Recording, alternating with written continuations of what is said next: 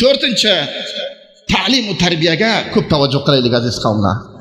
Ta'lim va tarbiya, unga arzish beraylik. Buning uchun sarmoyaguzorlik qilaylik.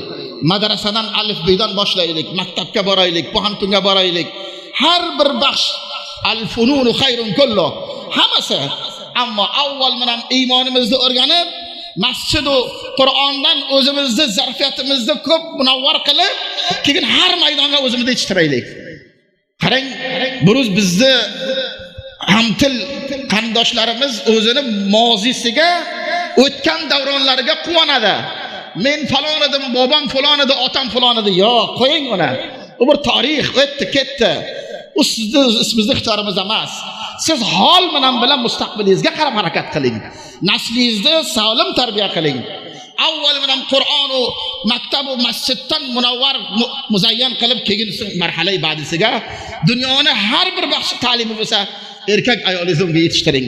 Inshaalloh mana shu tur xaslatni men xulosa qilgan bo'lsam, Alloh subhanahu va taolo hammamizga bu bunday bigirnamon, bu tashkilot, bu ijtimolardagi javon fozillar, javon ulamolar sizlarga bois bo'ladi. Sizlar buni himoyat qilibsizlar, himoyat qilinglar, naslaringiz uchun qilinglar.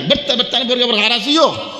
Shuning uchun oyandamiz inshaalloh biz bir maqsad, mavzu, maqsad bilan o'ralishib, aralashib, nasl izzat nasl bo'lib biz inshaalloh jamiyani tashkil beraylik va maqsadga qarab harakat qilishlikka bir-birov bilan himoyat qilib oldinga boraylik. Alloh subhanahu va taolo bu islomning nurini masjidni eshigidan Rasulullohning vositasi bilan chiqarib, past qarang masjid bilan birlashib qo'ygan. Rasululloh sollallohu alayhi vasallam tamom jahonga shu masjiddan darvozasidan yuborib qo'ydilar nurni. Chor ching olamga, sharq va g'arbga masjiddan nur chiqib ketdi. Pasina buruz alhamdulillah masjidga kelgan. Masjiddan ilhom olaylik, tarbiyalarni shundan avlodlarimiz uchun ilhom olib inshaalloh maqsadga harakat qilaylik.